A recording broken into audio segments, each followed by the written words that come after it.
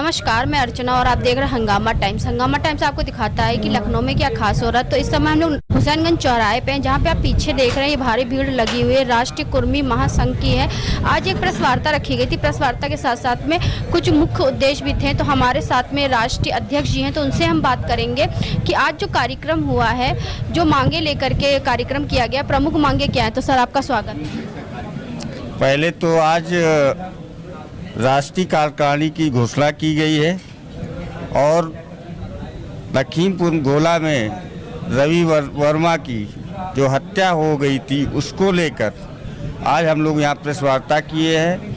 अगर पीड़ित पक्ष के ऊपर मुकदमा नहीं हटाए जाते हैं और पीड़ित को न्याय नहीं मिलेगा तो हम आंदोलन करने के लिए तैयार हैं और बहुत जल्द लखीमपुर के डीएम साहब को घेरने का काम करेंगे, उनसे मिल के ज्ञापन दे के और पीड़ित पक्ष को न्याय दिलाने का काम करेंगे।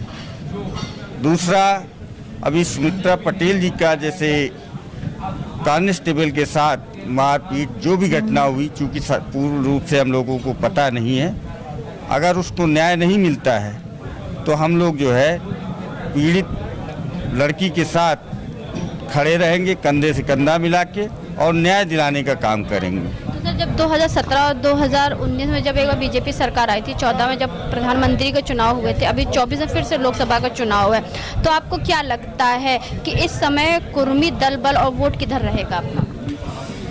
कुर्मी समाज राजनीतिक सक्षम है, लेकिन हम यहाँ पे राजनीति की बात नहीं करने आए। हम राष्ट्रीय कुर्मी महासंघ की तरफ से अपने समाज की तरफ देखते हैं तो कहीं उपेक्षित पीड़ित नज़र आता है, तो इसीलिए राष्ट्रीय कुर्मी महासंघ की बनाने की ज़रूरत पड़ी और पीड़ित पक्ष के साथ खड़े होकर उसको न्याय दिलाने का काम करेंगे, ना कि राजनीतिक मंच से मुझे मतलब है। मेरा संगठन गैर राजनीतिक है। सर, जब तक राजनीति दबाव नहीं होगा या जो मांगे आपकी हैं तो वो कैसे पूरी होंगी? देखिए, हम लोग सरदार पटेल के वंशज हैं, साहू जी महाराज के वंशज हैं, छत्रपति शिवाजी महाराज के वंशज हैं। अगर हमारी मानें नहीं मानी गई तो हम लोग लड़ाई लड़ने का भी काम करेंगे, रोड पे उतरने का काम करेंगे, धरना प्रदर्शन करने का काम करेंगे, लेकिन पीड़ित समाज के साथ अपने हक के साथ हम लोग खड़े रहेंगे और न्याय दिला के ही काम करेंगे। 2014 में जब बीजेपी सरकार आई थी तो उनका एक नारा सबका साथ सबका विकास, तो आपको क्या लगता है सबका साथ सबका विकास? अब हमारे समाज के साथ अन्याय हो रहा है। मैं सरकार से निवेदन कर सकता हूं कि आप हमारे समाज के लोगों को न्याय देने का काम करें।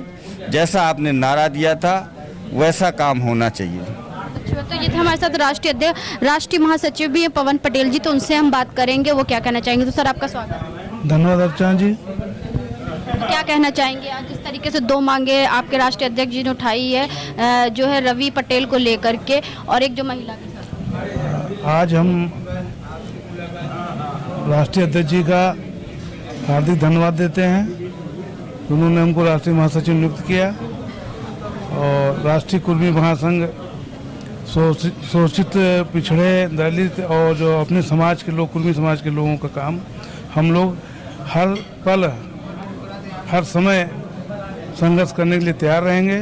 और जो अभी कांड हुए हैं, जो गोला में कांड रिंकू पटेल का हुआ है, उसको न्याय नहीं मिल पा रहा है, उसकी हत्या कर दी गई घर में घुसकर, और उसके ऊपर ही एफआईआर दर्ज की गई है उसके परिवार के ऊपर, जो कि अभी तक न्याय नहीं मिला है, जिसके लिए हम लोग काम करेंगे, संघर्ष करेंगे और न्याय दिलाने का काम करेंगे। साथ में जो अभी कांड जल्दी 4-5 दिन पहले हुआ है वो बहुत गलत और बहुत ज़्यादा घिनौना कार्य है। वो महिला कांस्टेबल सुमित्रा पटेल ट्रेन में जा रही थी और लोगों ने साथ उसके साथ बलात्कार किया। अभी उसको होश नहीं आया है और जैसे कुछ रिजल्ट आता है, उसको जो होश आता है तो कुछ हम लोग उसके लिए साथ न्याय दिलाने का काम करेंगे।